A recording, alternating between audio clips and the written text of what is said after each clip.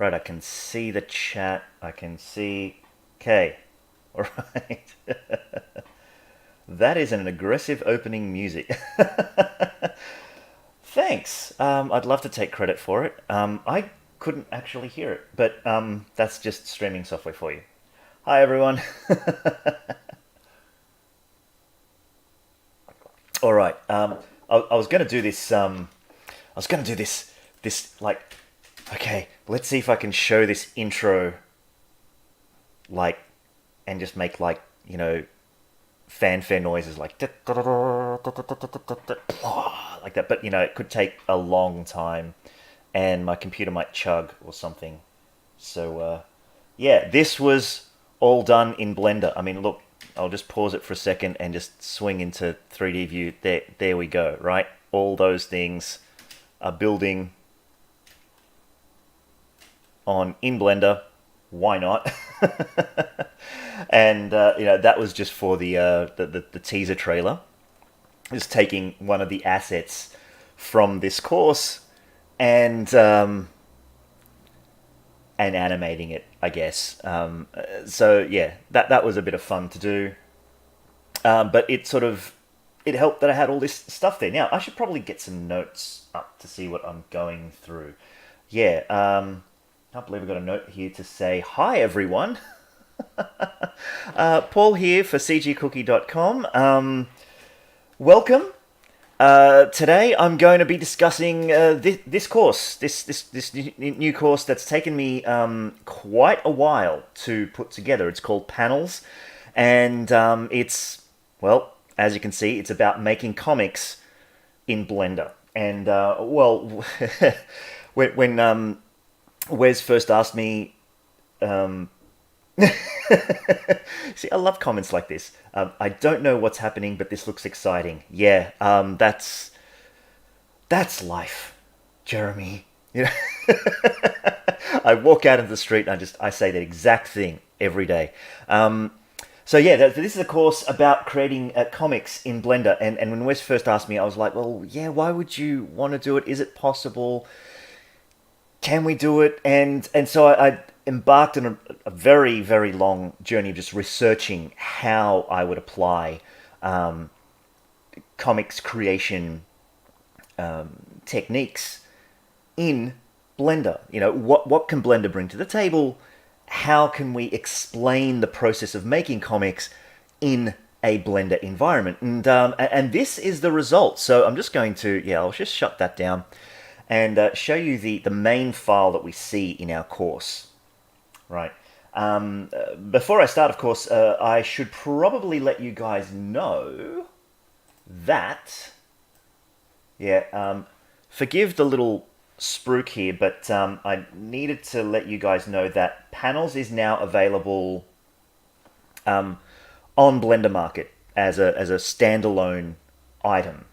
And one really great thing is that there's if you purchase this course and you really like it and all that sort of stuff, and you sort of want more CG Cookie content, you can just contact support at CG Cookie and tell them, I mean, you probably have to show receipts or something, but like you tell them that you've purchased this course, and we'll take that price off the yearly subscription. And the reason for getting a yearly subscription with CG Cookie is that if you're dedicated to long-term learning and you want more content like this, that yearly subscription basically opens up access to all the previous courses. And we're talking hundreds of courses with a range of subjects. And yay! All right, didn't even have to sort of show you what's going on. So that's sort of the sales pitch, I guess. Wanted to let you guys know because we're basically trying to accommodate people who just want to try this course out because they want to make a comic, people who are interested in long-term learning, and also might want to do this course. So this is an entry level, and I think this is... Amber will correct me if I'm wrong. Amber, hi. She's typing a CG Cookie, and she'll correct me if I'm wrong. So if I'm speaking out of school, Amber, apologies, but most courses for CG Cookie that are available as a standalone purchase, you should be able to get that price off the yearly. Is that correct, Amber? You can type in the notes if that's right. I know that it's specifically for this course, but other courses I will just have to let Amber handle that. So yeah, look, the course is available, and it comes with a range of stuff, which I'm going to show you some of the stuff that we cover in the course today. Obviously, not all of the steps that go into it, because that's very in depth. I mean, it's an over 5-hour course. Oh, that's a good question, Mohammed. What is the Blender software version you're currently using for this animation intro project? Did you use any plugins and add-ons? Okay, that's a really good question, Mohammed. I'll just switch back over to Blender.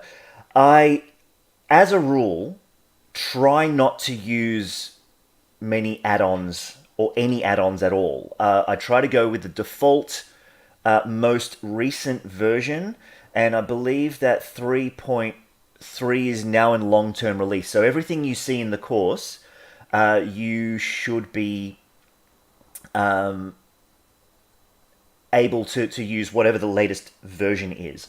So, interface changes might vary in future versions, and I'll try my best to update, via maybe a YouTube video or something to do with that.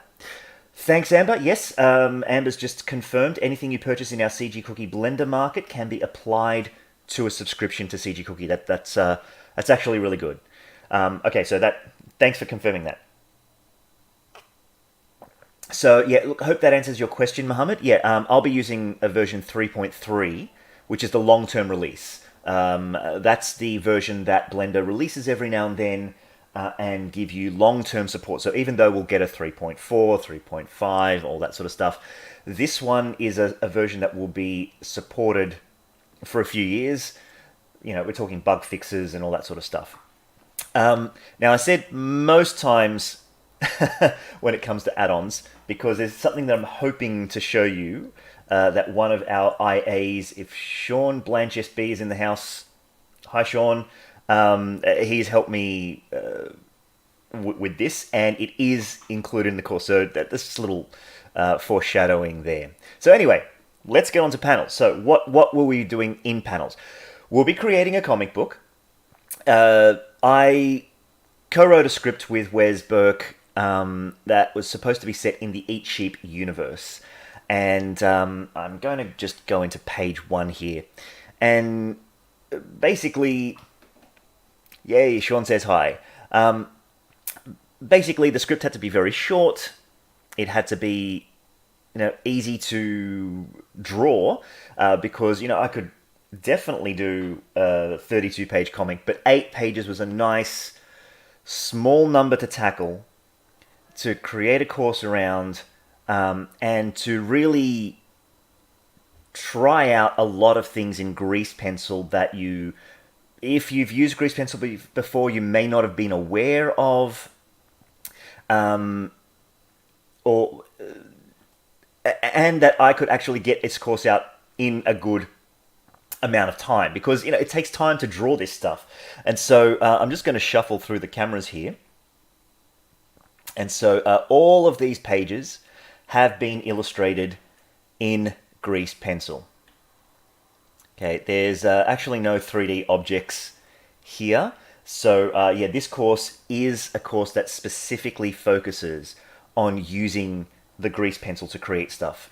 You'll see over here in our layers that one of these objects has a heck of a lot of layers, and it looks complicated, but the breakdown is simpler than you think, because during the course we'll begin with, say, the thumbnailing process, and then the penciling, inking, and so on. And as we progress through the course, these layers begin to get added. Let's just go back to page 1 to show you that a few other things also get added in the process, and that is things like, let's see if I can, we've got our overlays, little extra objects that can be repositioned, text, objects. Let's see if I can just select all the text objects here very carefully. Yep, okay. They're there. Objects like, extra items that look like they're bursting out of the frame, that sort of stuff. I show you in the course when I put them on and what the value in using separate grease pencil objects for separate elements is. You'll notice that if we zoom right in, we've got this wonderful halftone texture here. And we'll be covering things like adding materials. And there's a halftone material here that I actually created in another program, but it's also available in the course. Everything you see on screen, from fonts to textures to brushes, they're all included. Okay, so here's a good question. What are the pros and cons of making a comic in Blender versus a 2D drawing program like Krita or Clip Studio Paint? That is a very good question, and it's obviously one that I have to answer up front. Short answer is there really isn't. What I'm going to do is I'm going to quickly bring up a template file. So you're going to be seeing a lot of my, let's see, add-ons? No. Blender Asset Library. Here we go. Comic Layout Templates. There we go.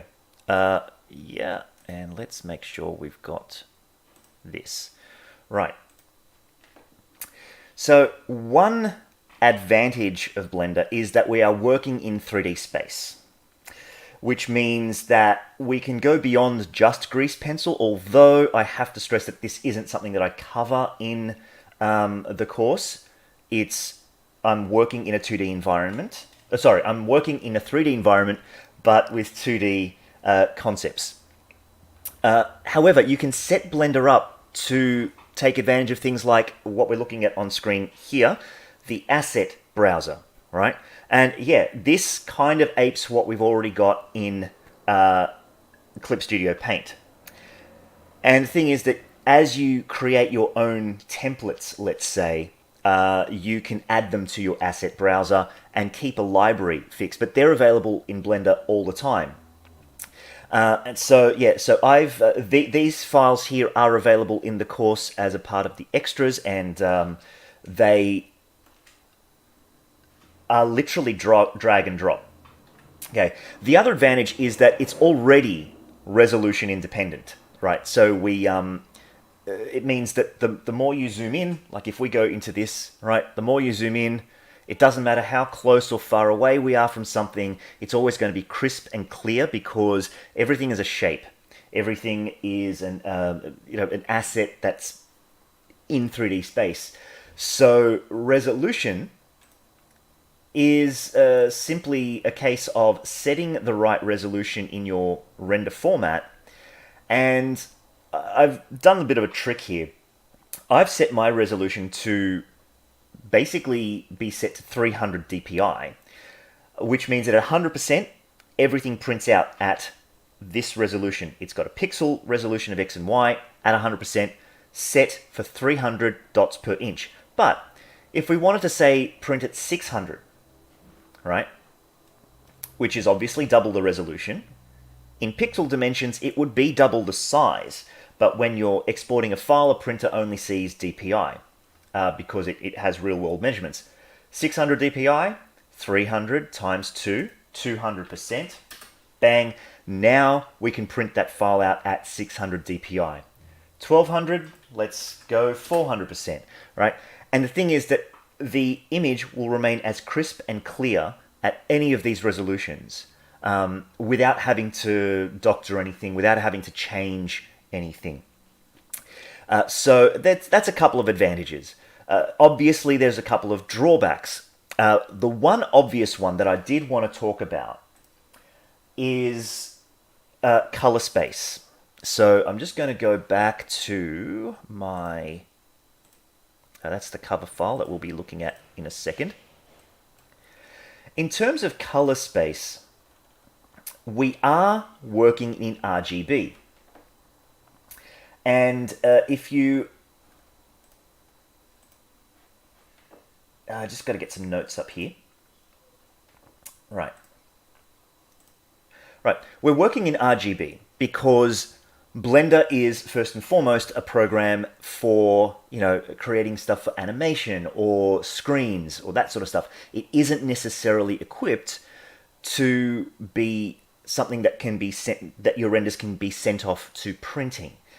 On the difference between RGB and CMYK is that RGB stands for red, green, blue, and each pixel is a digital image, and it's assigned one of these colors. And the brightness or darkness of each color determines how much light or dark area is visible on the screen. Whereas in the printing world, CMYK, these are added together. They're laid on top of each other in a combination, usually through a process called spotting. So if you've... spotting is sort of like this little halftone effect, right?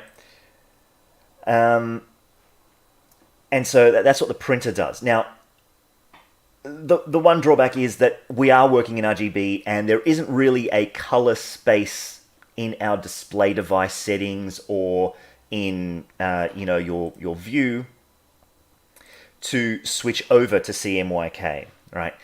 And more printing is becoming a little bit more faithful than RGB, although it's not exact. And the printer that I've recommended, and if I can bring up the website briefly here. Hang on a second. No, let's go over to this one. Kablam.com.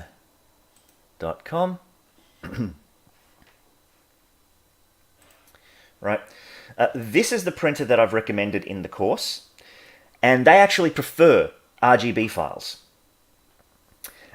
So what you see when you produce something in Blender is what you end up getting printed. They're very faithful in terms of what they show you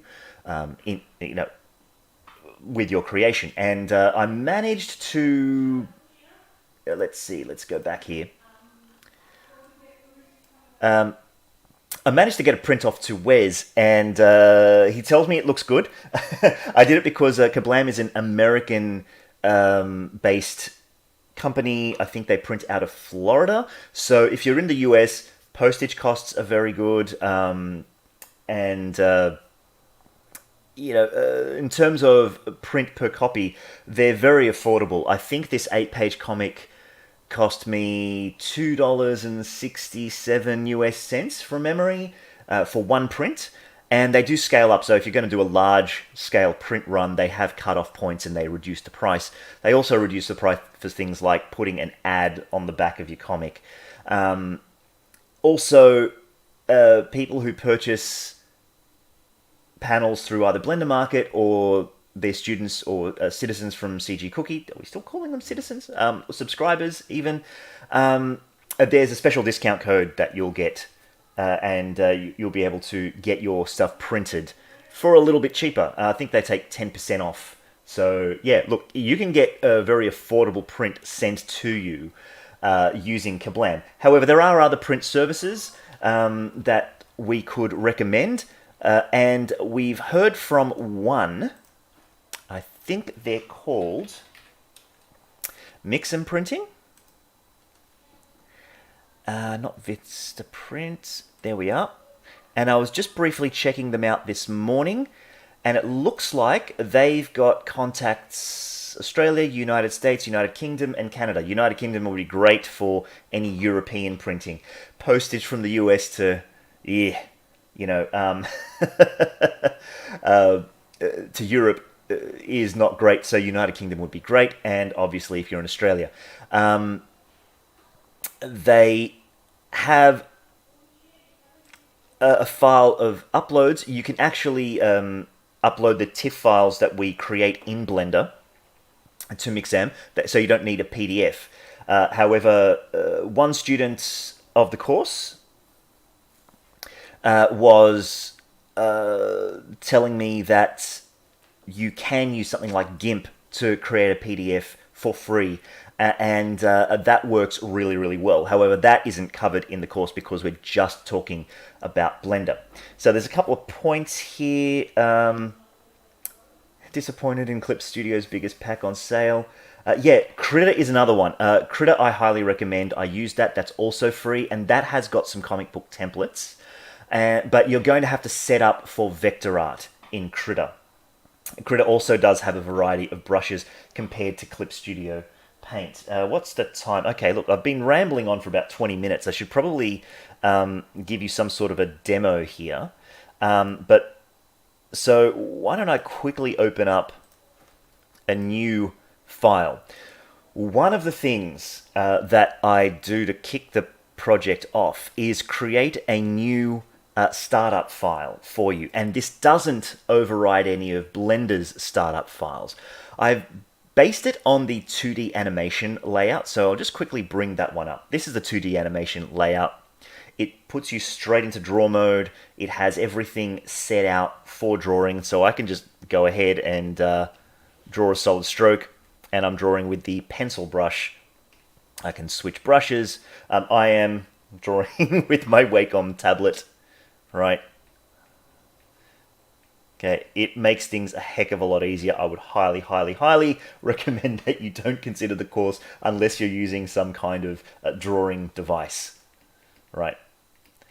Okay, and so you can begin straight away, but it is geared up towards animation.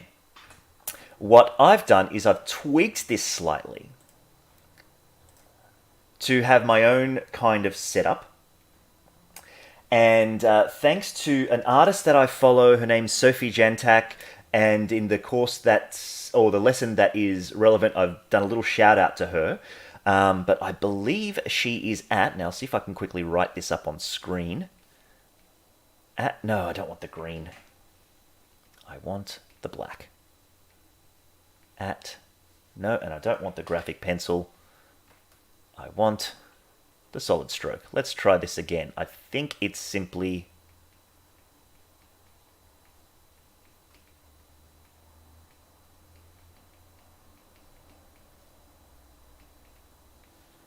Yep. So check her out. She's got a really great method of painting in grease pencil, which is wonderful to see, and she's doing amazing, amazing work. And so I adopted a thing that she does with setting out materials, right? And the materials that she creates have various opacities. I tend to go with grayscales for materials so you can see them more easily. And the advantage of using a solid material is that if we were just using the material, let's just zoom out here a little bit, and I might just take off my grid and floor overlays for a second. So let's say I had a solid material at 100%. All right, that is opaque. But then I want to switch over to, say, a 60% material. Okay. For shading purposes, I can switch over to color attribute. This used to be called vertex coloring. It's now called color attribute. And I'll do this with black, right? The color attribute overrides the material setting, but the material dictates the alpha. And so the advantage of this is that we can actually get some fairly sophisticated shading, as you can see, right? Just using different opacities based on the material. Now, the material can be any color, but it's the opacity that is really, what are we saying? That is really, that is, the material is dictating the opacity, whereas the color, we can choose whatever color we want, right? And we can begin to tint things with various opacities. And this is a really great way of getting some almost solarized, posterized gradients, that sort of thing. The way Sophie does it on her videos is just amazing. So do check her out. That's her tag. She's on Twitter and Instagram under that. Okay, so that's one thing. And so this layout, this 2D illustration layout that I've created, in the course I show you how to install that.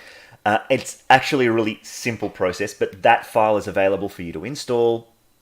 And so I use this setup throughout the course. Doesn't really do much more than just move some things around. I've added a couple of palettes, such as drafting colors for pencils. So if we were to go out into this again, and let's say I've got, well, this is the default pencil that we get, right? And we wanted to draft in this sort of a blue color, right? You can see that there's a graphite type of texture on that, right? And I can draw in various colors, because sometimes you want to do like a little drawing in one color, right? To say, okay, this is my draft. And then I want to go on to, say, a refine layer, and I'm going to draw in another color. So let's drop the opacity of that sketch layer down a little bit. And I want to go, you know, a little bit more detail on here. Right. Is the chin sexy? I forget how to do the, you know, the sexy anime face. I should really prep that. But you can sort of see where this goes, right? And so you can color code your revisions and all that sort of stuff as you go. So I've added that drafting colors palette in this startup file, as well as a grayscale palette. I should probably get to some of these questions too. Clip Studio, Inkscape's raster to vector converter works so nicely. Yes, Inkscape is another program which would recommend. I never really got into Inkscape. It's very much like Illustrator, and it only works in vector. Is that correct? I've never used Blender's Grease Pencil yet. It's nice to see it live. Oh yes, Grease Pencil is an amazing tool, and it goes way, way, way beyond what I am demonstrating here. It's like mixing your own paint. Oh, we've got another question. Did you use any comic book illustration techniques and or method for this project? What are they? That is a good question. All right, so let me jump over to this page here to show you some of the techniques that I do happen to outline. Now, what's the easiest way that I can do this? I could probably... I just probably have to gonna mask all of this stuff. So let's take all of this off. And we might have to also take that off, and the monsters on page 1, as well as the debris on page 1. Okay, so let's just go into... oh boy. So first off, of course, we have a template, right? That one of the first exercises that you do is you build your own template. So you get to make this, even though I get to supply a few for you. I'm just going to bring up the opacity there so you can see, right? So we mark out a template in... I use the US standard comic size for this because it's generally the most popular size. It's what you see when you go into a comic book store and you buy Superman or Spider-Man. The Marvel, DC stuff, Image Comics, they all use this size. So if, you know, could happen, you want to draw something for Marvel or DC, I don't know if any of those artists are out there, you could totally do this course and send them files which are correctly formatted for that, I guess. But there are other templates that you can do, but the principle is still the same.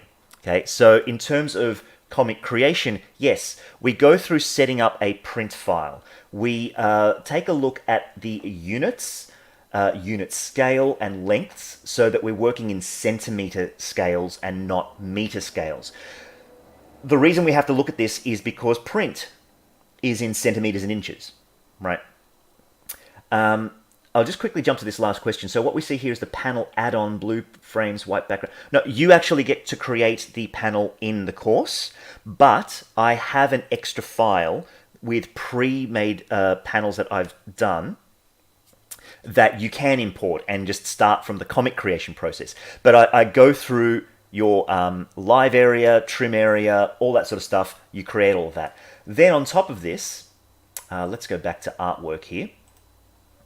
Right, we create some thumbnails.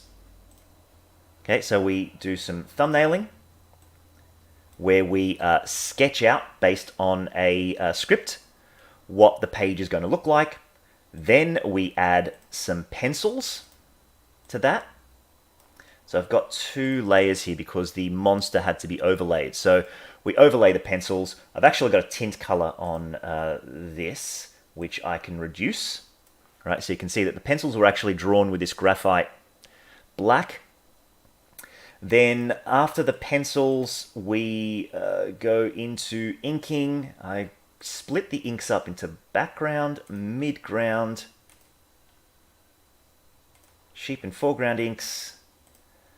You get the idea, right? So we will be going through the process. There are lessons in the comic creation process. I go, okay, here's how we thumbnail. Once we've got the thumbnails, then we revise with pencils. We add another layer. We do inking. Why we separate the inks out in background, foreground, middle ground, and then so on with the colors. So we do things like background coloring, and even where is this? Sand texture for that. The sky. Yeah, basically we go through adding in colors and so on, and extra effects. What I should do is probably just go to revert and go to this panel so we can see the final output, right? So yeah, we will end up building one thing at a time, and that's where it's very traditional comic book construction, right? Blender is the application that we're using, and so we lean on the tools that are available in it, but the view is to create a comic. And so I take you through the processes that you need to know for creating comics. All right, I probably should jump on to the next question. Say you don't like how a brush stroke traced out. Can you edit it and move it to your liking? Yes, that is actually a really easy thing to demonstrate. I'll go back here. So let's say we didn't like this. There is an edit mode, right? It defaults to stroke selection. So if you select one, can you see this orange line, right? That's all the edges. But just like with curves and polygons or meshes, you can select only points, strokes.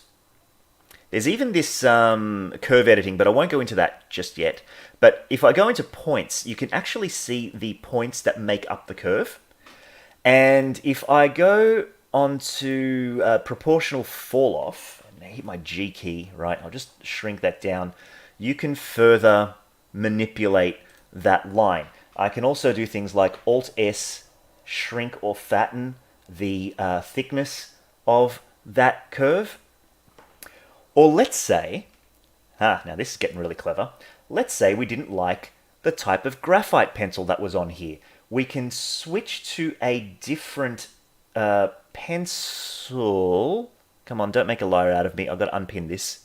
Right. This should change slightly. Yeah, there we go. Look, you can see it there, right? The graphites are very similar, but you can actually change the texture on a textured brush. Yes, you can texture brushes. This is a stroke. The line types are very limited. So line is the default, but by having something set to dots, if I was to just have solid stroke as the pencil, I'm going to leave this here, and I've just switched it over, right? The dots are just on the, sorry, dots, solid, huh? Is it showing up? No, it's not. I think they're just really, really close together. But basically, each dot takes on that texture, right? And depending on the settings, which you can further tweak, there's some options here such as stroke, post-processing, randomize, all that sort of stuff. You can customize your brushes.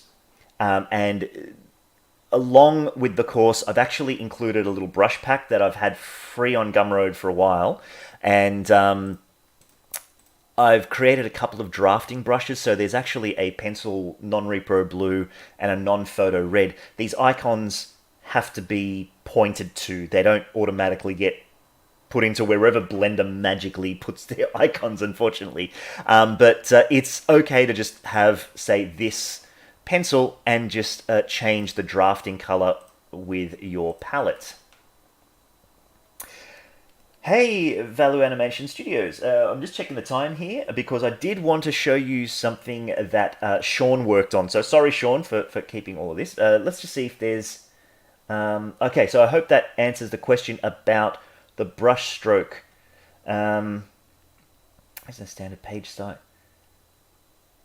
The more you know, there isn't a standard page size for American comic books. No. Okay, it's called US standard by a lot of printers. So if you want the 10-inch by 7-inch, it's generally referred to as US standard. So if you Google US, that's what you're going to come up with.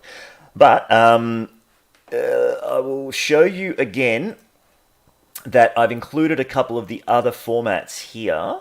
Come on, Blender. Or is it just running out of... Okay, comic templates there. I've also got a manga and a comic magazine size, which is used in Europe as well. So there are 3 here. I'm going to use this little tip that one of my students gave me. So I've got a manga layout, which, okay, it's a little bit erroneous. I've gone with the Kablam one so that you don't send them something that they can't print. But there's the manga one, US standard, and magazine size for European size comics. Blender does maintain quite a bit non-destructive on the brushes, which is nice. Hey, got a question about color space for renders in Blender for printing.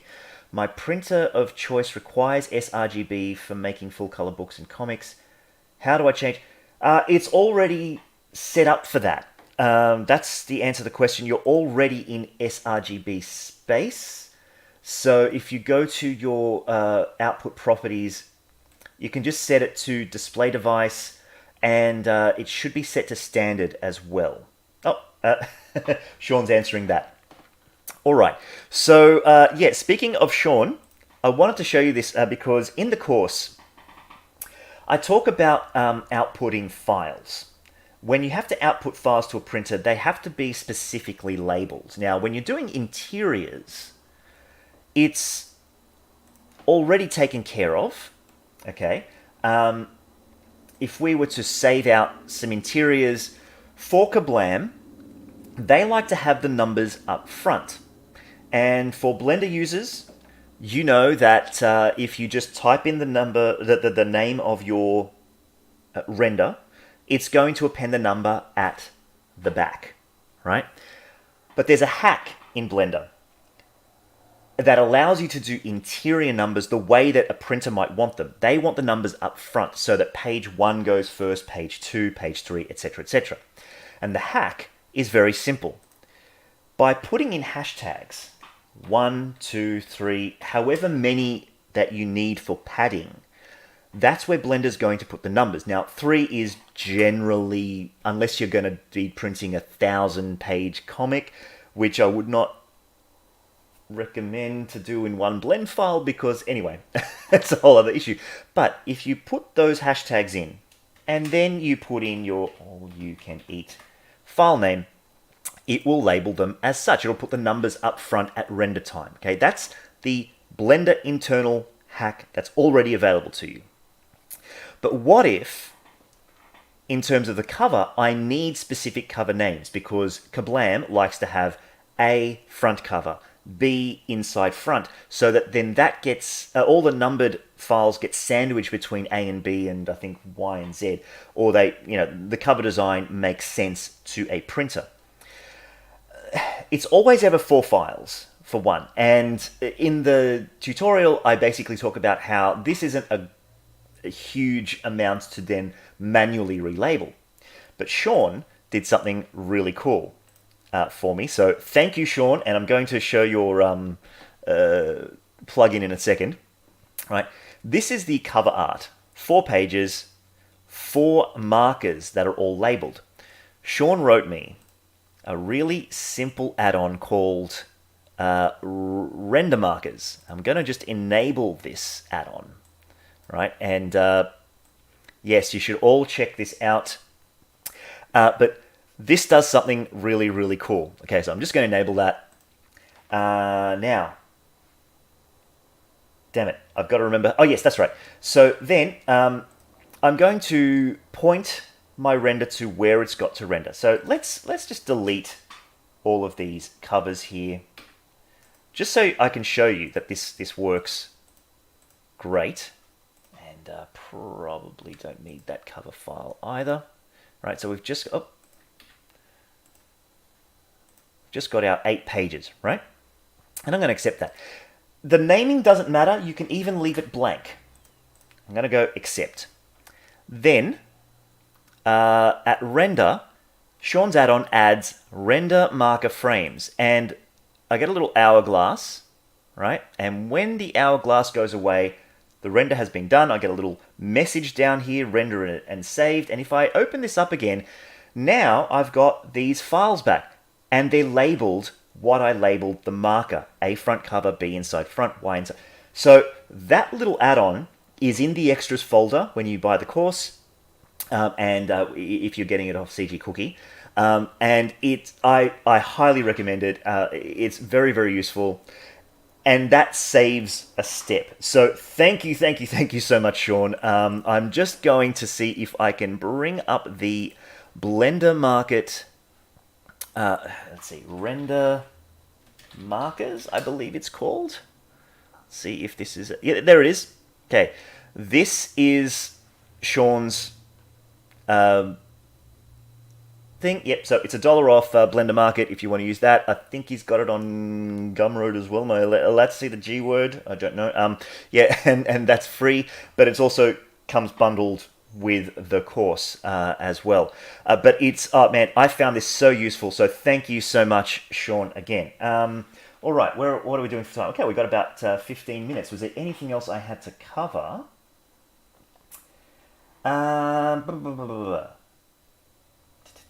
There was a couple of questions. Option when it comes to naming. Yes, yeah, it should. There is a crazy kind of logic. For the same reason that things like grease pencil are all in, say, meters and real world settings, is because grease pencil is designed from kind of like an animation perspective, and we want to lean on things like camera depth of field and measurements that are in real world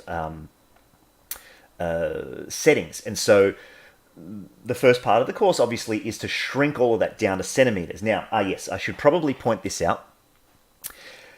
One thing that happens when you shrink your system down, sometimes, I think they've kind of rectified this. I'm just going to, yeah, I'll stick to my refined layer, is that the radius of certain brushes can be quite big. But on your grease pencil object, you have this strokes option. I'm just going to bring this panel up so you can see it a little bit more clearly. I might just shut down the layers so you could see strokes here, right? First off, we've got stroke depth order. And this is really interesting. I like to go with 2D layers because this means that it stacks in the traditional 2D layering system that you're used to with Photoshop, Krita, and so on, where the layers at the top mask out any layers below it, and they'll even blend in a limited range of blend modes. The stroke thickness can be set to world space, which is, again, the default and what I recommend, and screen space. If I set this to screen space, watch what happens.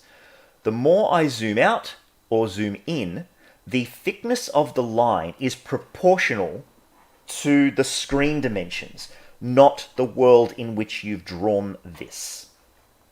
Can you please share that useful links mentioned?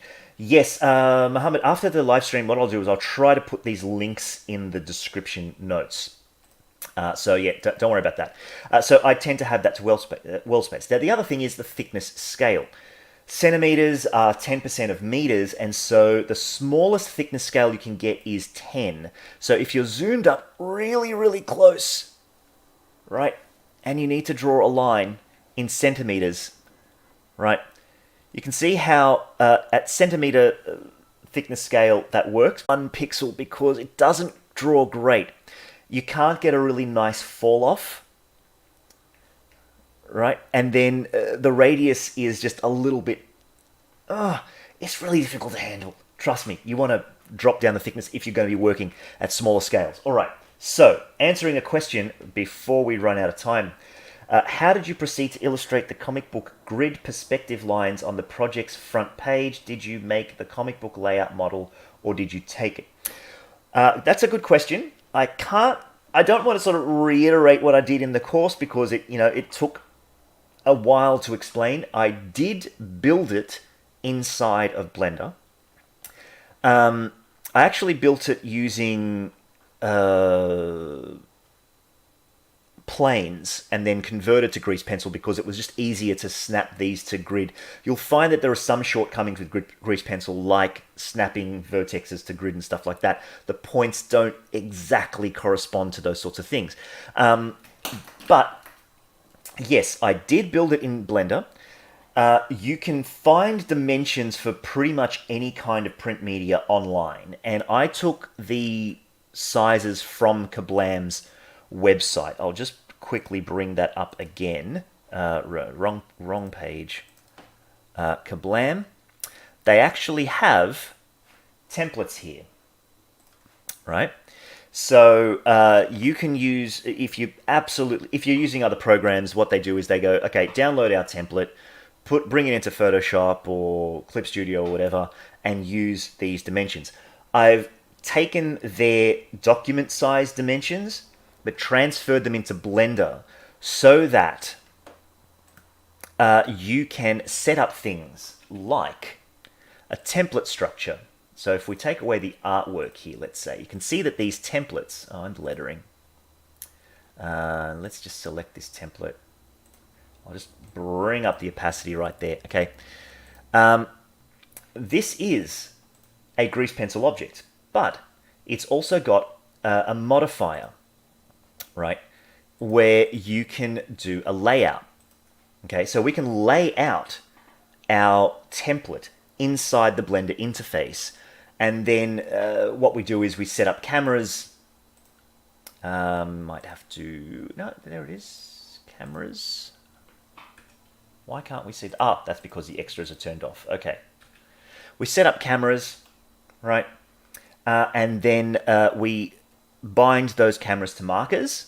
So as we go through, we lean on the timeline to animate the number of frames to correspond to the number of pages. In this case, it's 8 pages, so we have 8 frames, and each camera is bound to a marker. So each frame renders out another page, as you will, if you like. So if I'm looking through the camera and I'm shifting through the timeline, it's actually showing us the corresponding page. So when it renders out the animation, you're actually rendering out the pages. Did you make the comic book layout model, or did you take it? Yes, a little bit of both, if that answers your question. All right, so how are we for time, Amber? We've got about 10 more minutes. So I've shown off Shawn's add-on. Installing the startup file, yep. There's a question about holdout materials, but that's covered in the course. It's just one of the many materials that we have in there. So, yeah. Some things like text, right? We all know that we can convert... I'll just ramble on here a little bit while I'm waiting for another question. I'll just go into another layer just to draw on here. Okay. Oh, got time to share about the speed lines and some of the modifiers. Oh, that's a good one. Yeah, sure, why not? Okay, let me open up a file I prepared earlier. Oh, wasn't totally was not prepared. Ah, no, yes, actually, I'm going to, let's see, do I have, where did I put it?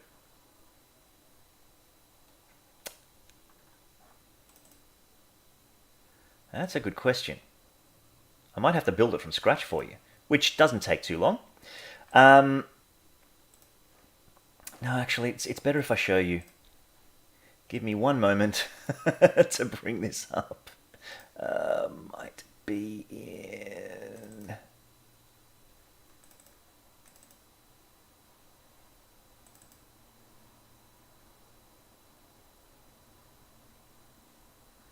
Damn it. No. Oh, I'm going to be searching forever. No, probably easier to show you. Yeah, so basically, I created some speed lines. Actually, no, it's right there on the comic, isn't there? I have a lettering, artwork,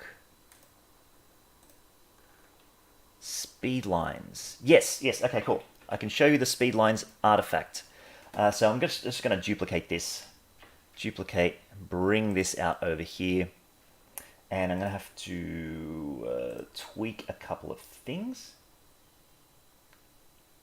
Simply amazing. Also share about creating text if you have time. Oh yes, okay. I'll quickly jump on this, and then I'm going to do the speed lines. All right, so speed lines, tint color, bring back that factor, and how come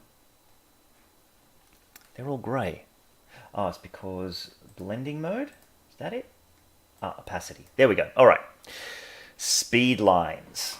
All right. So speed lines for manga, you've seen this before, are basically an object that I get you to create using, it's just got one grease pencil line with a tapered edge and then a couple of array modifiers so that we can manipulate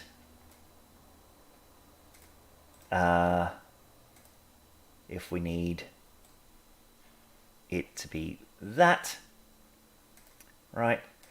We can also manipulate the offset of the center of that line, okay?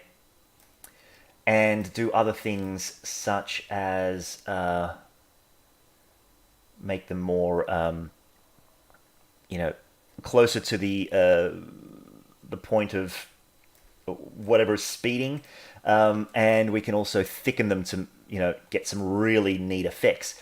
But it's also got this frame mask, which basically what that does is, if you can see here on this frame, right, you take that frame and you use it as a mask to mask out the speed lines, and then you can manipulate the speed lines inside of the frame without moving the frame. And that is covered in one of the courses. It's more of an advanced technique, but it's actually pretty easy once you do that. I don't think other programs...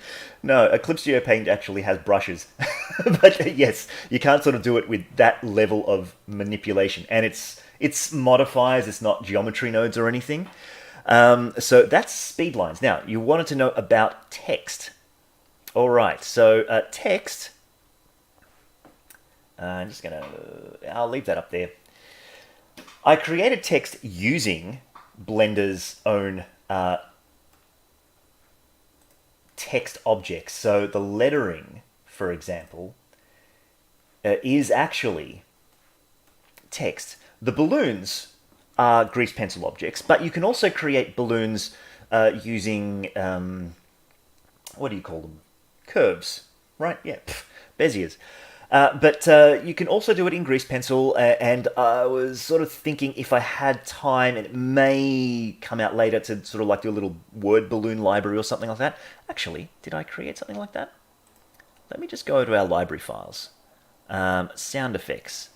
Yeah. One of the exercises in the course, I should probably create a new 2D illustration for this. Open up our asset browser, user library, panels, sound effects, right? I'll just hide that camera.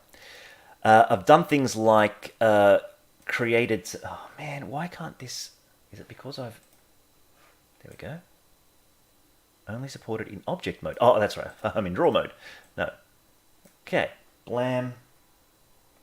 It's got to be rotated 90 degrees X. Yeah, because it's in front view.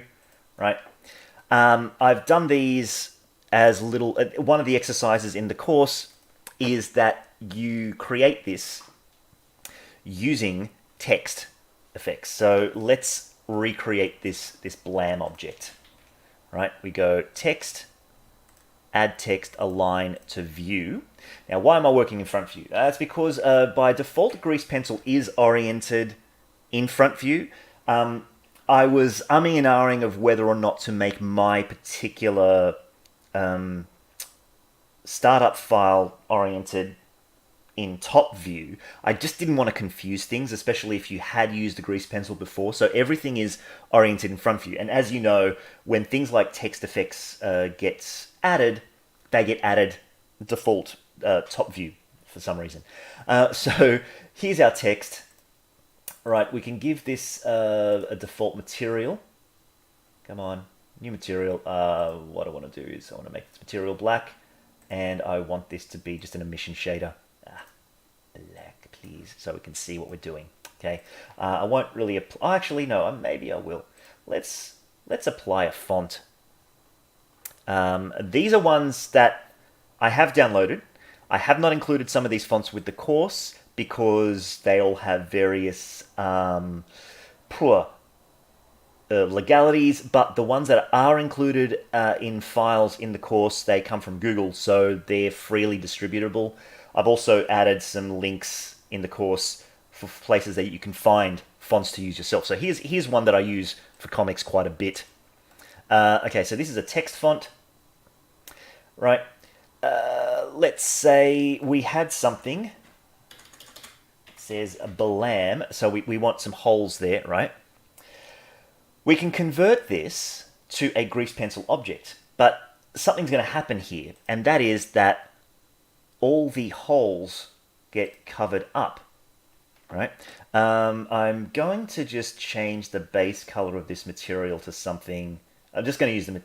actually, no.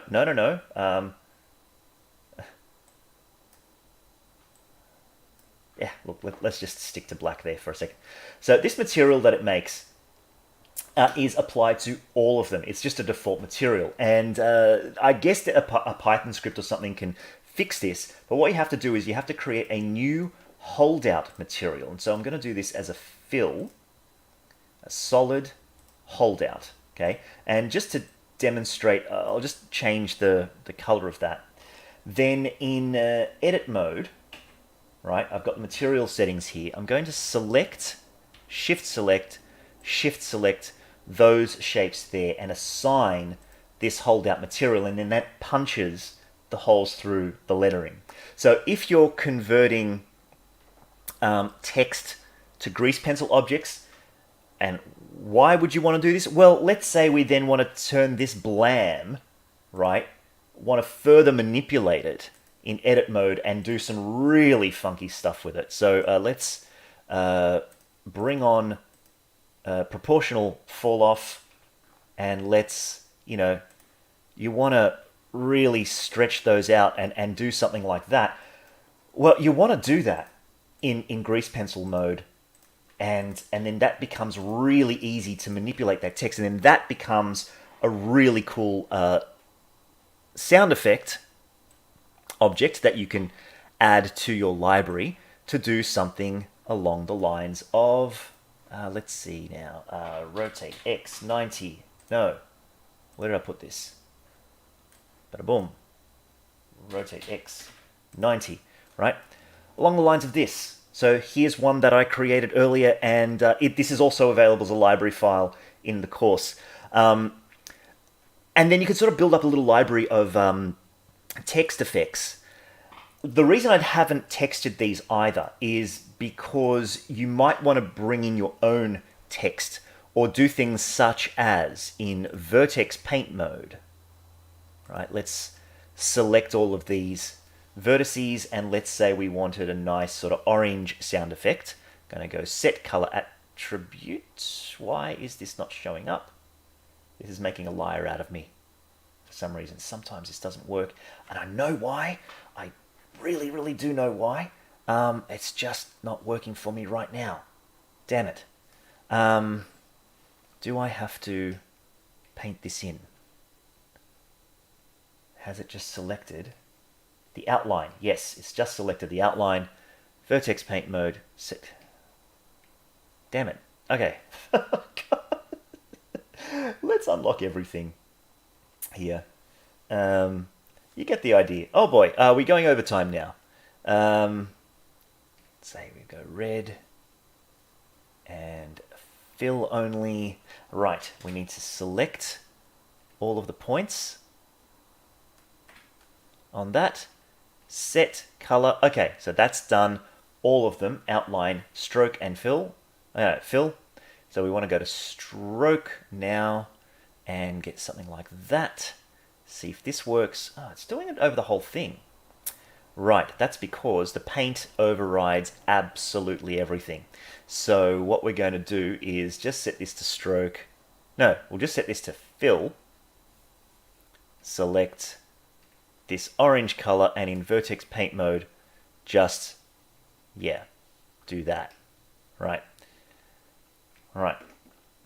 So yeah, you can use the vertex color mode to further do that. You can also assign things like gradient textures and whatnot just by using that assign trick to these, but these are little preset ones. But that's essentially how you make text, using the text object. And then you can do things like add some modifiers. Let's say we wanted a... Does this have... No, effects. Add effect. Shadow. You need to be in rendered mode for that.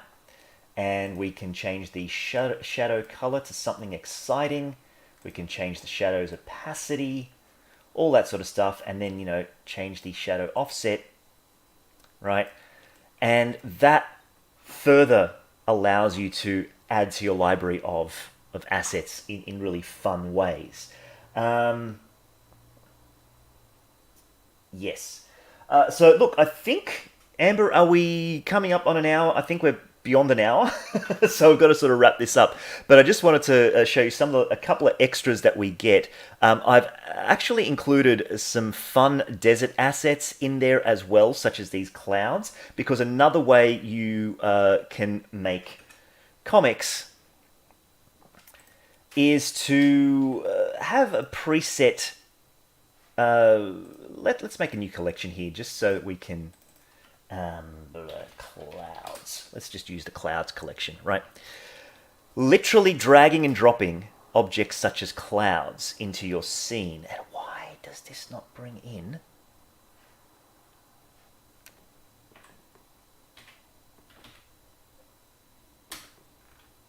Oh, it's really, really huge. Rotate X. Huh. Taking a layer over it. Let's just go to top view so I can so I can show you properly. Okay, but basically dragging it. Now it's doing it this way. Oh my god. Okay. Oh, this is weird. I want to. Oh, there we go. Okay, now it's working. All right. Didn't know why I was doing it before, but literally dragging and dropping these objects. We can say make a cloudy sky. And duplicate those objects and so on and so forth. Similarly, I've got things such as grasses and rock formations that I have pre-rendered. Okay, and because these are objects, they can be manipulated in 3D space so that you can then, you know, further add depth to your comic scene. And the downside to this is that they're all separate objects, but you can merge objects together. A little bit of cleanup is involved though. So let's say this cloud here has got a stroke and a fill and has got these materials. The same for this cloud here. Oh, for some reason this has got graphics pencil on it. Let's delete that. Let's shift select those two, go Control J to join. Okay, they'll meet up at the center point of whatever it was there, right? And then that becomes one object, but it duplicates the amount of layers. So it duplicates the stroke and the fill layer for both, but this just means that this stroke and fill means this cloud, and this stroke and fill means this cloud. So maybe you can use your layering system or something, but you can always merge these layers together as well. So let's say I wanted to go, down there. I'm just going to grab those and move, get that proportional off there. Get that linked. How about we do this? Lock.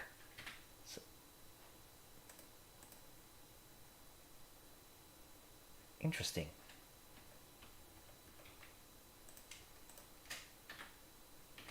Okay. God damn it. Let's just do it the hard way. That's because fill here. Interesting the way it's labeled this. Just wanted to move them apart. There we go. All right. So let's say we've got these two clouds, right, on the same object. We can then just do a merge down on the stroke and the fill. And now we've got fills on one layer and fills on another layer, but they do exist in 3D space. So it takes a little bit of cleanup using the asset library, but it's there and you can add to it. So if you want to, for instance, do word balloons and whatnot, add it to your asset library. There is a course coming out that takes a really deep dive into assets. I think it's going to be called Cubicity by Kent Trammell. So keep an eye out for that one, and that will take you through everything. But know that grease pencil objects can be assigned to asset libraries. Okay, so Amber, I think I'm going to close this off. So thank you all guys for watching. Once again, yes, render markers available on Blender Market, and the course is available on Blender Market, and I should obviously CG Cookie obviously show you that it's available on cgcookie.com, right? And so if you are a member of cgcookie.com, you can already watch this as well as hundreds of other courses. The CG Cookie course has got exercises and feedback, and I've already got a 5-star rating. Yay me. Thank you, Dwayne Savage. That was really nice of you. So that's where it's available to get. And any other questions? Cubicity, there's a page for it. Awesome. There's the link. Awesome. Okay, guys. Bye. I'm going to try to put all these links in. Thank you all for watching. And yeah, sneak that one in under the the radar, Shawn. 3.4 has got some interesting additions coming up, which is a topic for a future course. All right. Where's the stop streaming button?